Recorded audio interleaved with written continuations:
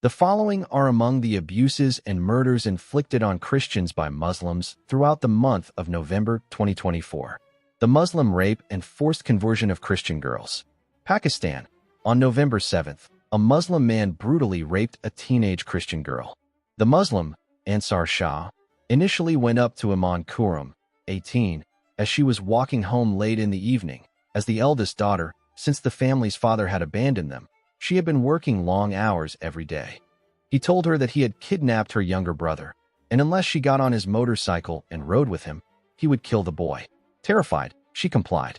He drove her around for 30 minutes, during which time he continued issuing threats, until he finally stopped at a secluded brick factory. Once there, he dragged me into a room, tore my clothes, and raped me, she said in a shaky voice, with her face veiled, during a later interview. During this time, he repeatedly slapped and beat me up. When Iman finally returned home late in the evening, with her clothes torn off and stained with dust and mud, her shocked mother asked what had happened. Her condition tore my heart, the mother said. I couldn't understand what had happened to my innocent daughter. Iman's mother and uncle, who later appeared with her in the interview, added that, despite repeated pleas to police, officers have not apprehended Shah, who was roaming freely without fear of arrest. Last reported, his relatives were using various tactics to pressure the Christian family to drop the case. Separately, another Muslim man raped and tried to forcibly convert a Christian pastor's 14-year-old daughter. Pastor Aslam Masi of Murid says that the family first learned their daughter, name withheld, was having problems when she returned from school early one day, saying that Suleiman, the Muslim, had tried to abduct her and force her to convert. When I confronted Suleiman, her father said, he threatened me, saying I should do whatever I could to protect my daughter. I did not know then that he had already assaulted her once. The family later found out from that this was not the first time Suleiman had assaulted her. She couldn't bear the agony and trauma any longer and broke down into tears. She told us that Suleiman and his friends bundled her into a car when she was returning home from school one day and took her to a house where Suleiman raped her. Although her father informed police, their indifference helped Suleiman in obtaining pre-arrest bail, and he has since been threatening us, demanding that we withdraw the case. Due to the constant threats and harassment, the Christian family abandoned their home and moved to an undisclosed location in Lahore. On learning that they had fled, Suleiman attacked their home in Murid, damaged property, and fired gunshots into the air. Soon after, according to the report, Pastor Masi again began visiting police, but his pleas for justice fell on deaf ears. Discussing this case, Aslam Pervez Sahotra, chairman of a charity that aids Christian women, said, "We condemn the assault on our daughter as well as the threats being employed to force her to convert to Islam and marry her rapist. The police's refusal to act against the accused has exacerbated the family's ordeal, and they are forced to live in hiding away from their home." Again, in a separate incident, on November 4th, a Christian family was reunited with their 18-year-old daughter, who had gone missing 4 months earlier in June. They learned that Sanaa Javed had visited a female Muslim friend she met on social media, who took the Christian teen hostage. According to her father, Javed Masi, a cleric was called, and Sanaa was forced to recite the Kalima, proclamation of conversion to Islam, and marry an elderly Muslim man under threats of violence. On the same day she disappeared, Javed and other family members filed a missing person report with police. When they returned to the police station 3 days later, they discovered that police had misplaced it, so the family filed a new report. Even then, police officers made no effort to find her, the father said, and would instead ask us to provide leads for the investigation, when in fact we neither had the information nor the resources. They eventually turned to the Christian community, visited churches, and asked various pastors inquire about the missing girl, until, thanks to a Muslim politician who was contacted by one of these Christians, the whereabouts of the girl were discovered. According to Javed, when I informed the police about my daughter's location and sought their help, they told me that they would need official permission and resources to travel to another province. I contacted a Christian paralegal group for help, and I'm grateful that they provided us with legal and financial support to help bring Sanaa back to Lahore. On November 1st, in its concluding observations on Pakistan, the UN Human Rights Committee finally expressed its concerns.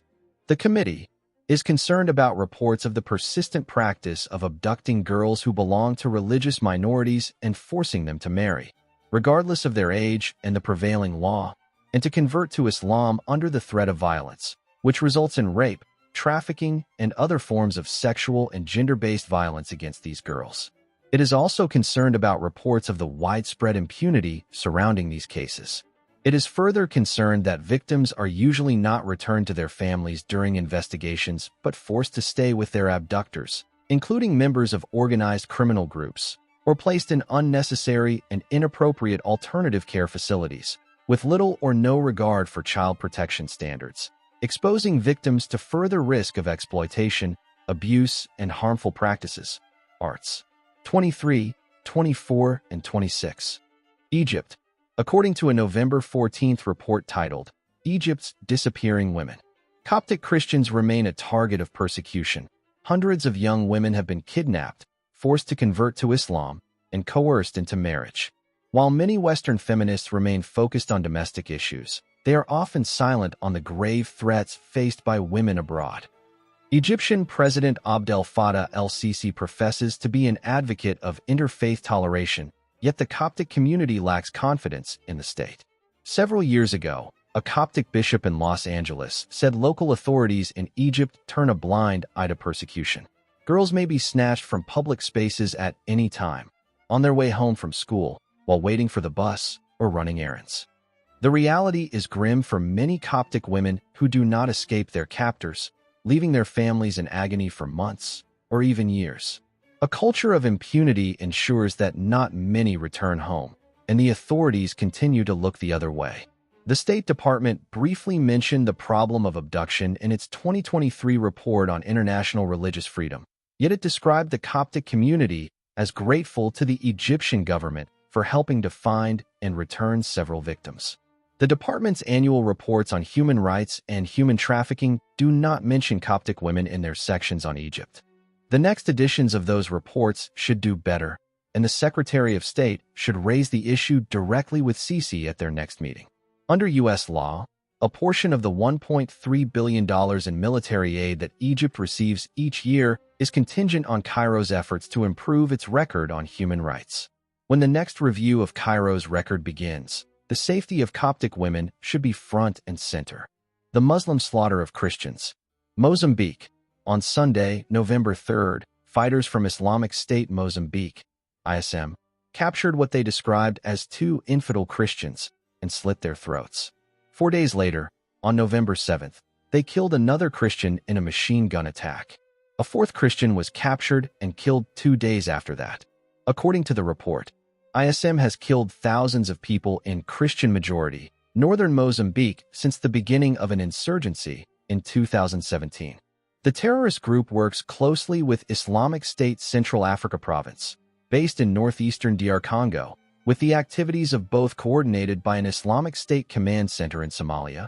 According to IS, Cabo Delgado is supposed to be integrated into a caliphate to be established along the entire Swahili coast. Uganda, Muslims murdered a family member for converting to Christianity. According to the November 20th report, Wanjala Hamidou, a Muslim teacher at an Islamic school who became a Christian on October 4th, was beaten to death by his brothers on October 21st. The same night he converted, one of his brothers who was present at the same evangelistic event informed the rest of the family, and his other brothers began to monitor his movements and behavior. On October 21st, when news of his conversion became widespread and embarrassing, 4 of his brothers went to his place of work. Although the headmaster had already planned on firing him at the end of the year, his siblings decided to punish him earlier. The brothers ordered Hamidou to renounce Christ, but he refused.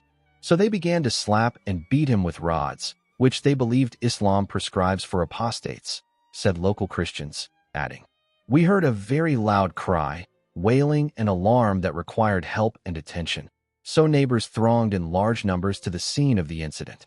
When we arrived, we found Hamidou on the ground held tightly by his 3 brothers bleeding as the brothers were shouting, 'Infidel, infidel, shame, shame to our family.' Hamidou's mother stood nearby shouting for help, but no one dared to defy the Muslims and their vigilante administration of Sharia, Islamic law. Soon he was dead and lying in a pool of blood, the source said. He had deep injuries in the head and chest from a sharp object that hit him. Nigeria. Headlines of the pure genocide of Christians from the month of November follow. November 24th to December 1st. At least 95 Christians slain in Nigeria's Benue, Taraba states, November 8th. Herdsmen kill 3 Christians in Plateau State, Nigeria, November 20th. Fulani extremists kill 1 Christian, abduct 3 others in southern Kaduna, November 6th. Women, children among Christians kidnapped in Nigeria, November 8th. Over 15 Catholic parishes close amid ongoing violence against Christians in Nigeria, November 7th. Christians appeal for help amid slaughters in central Nigeria.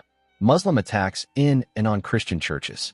Italy. A 27-year-old Nigerian migrant man savagely beat, punched, and kicked a nun inside a church in Rome. According to the November 5th report, the young man had entered the sacred building with his hood up and a cautious attitude, immediately arousing the suspicions of a nun who was watching him closely.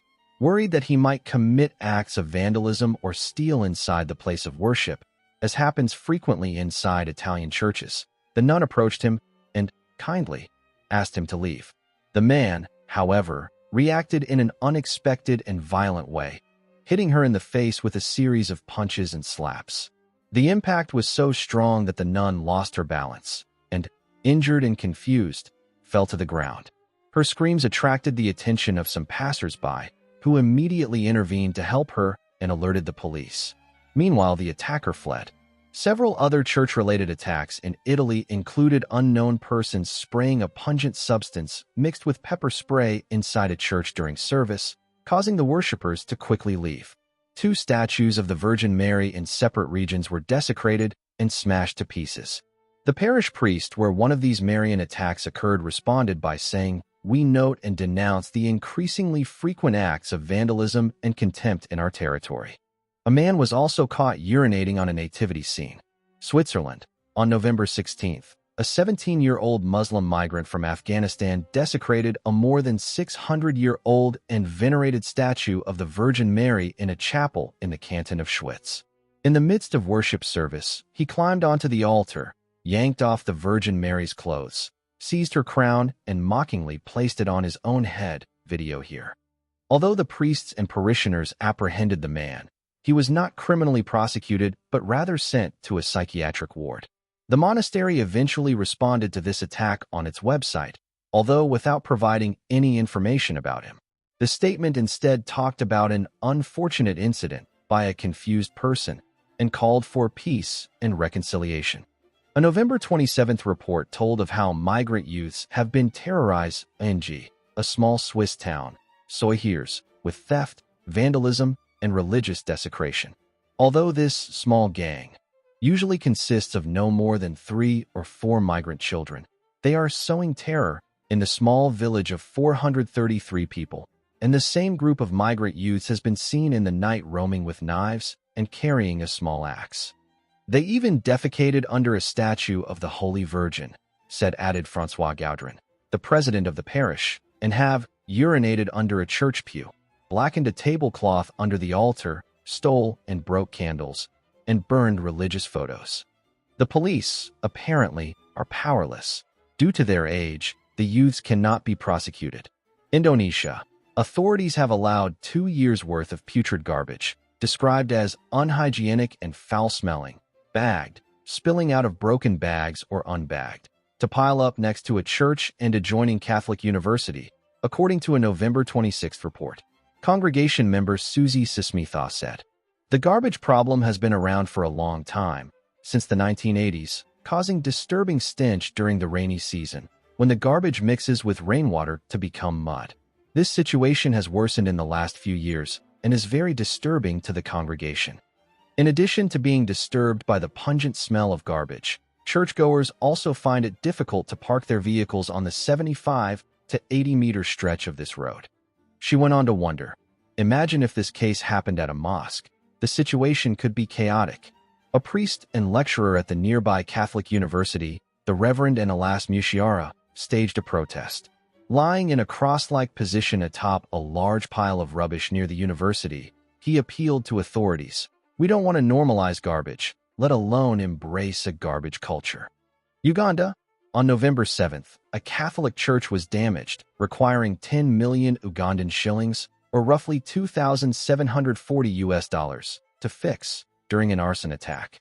According to the report, valuable religious items including priests' albs, altar chalices, tablecloths, and wine used during Mass were destroyed. Christian-majority Uganda is home to a significant Muslim minority, estimated to be at least 15% of the population. General abuse of and violence against Christians. Iran. On November 5th, a court sentenced Tamaj Ariankia, an Iranian convert to Christianity, to 10 years imprisonment for propaganda against the Islamic Republic through promoting Christianity.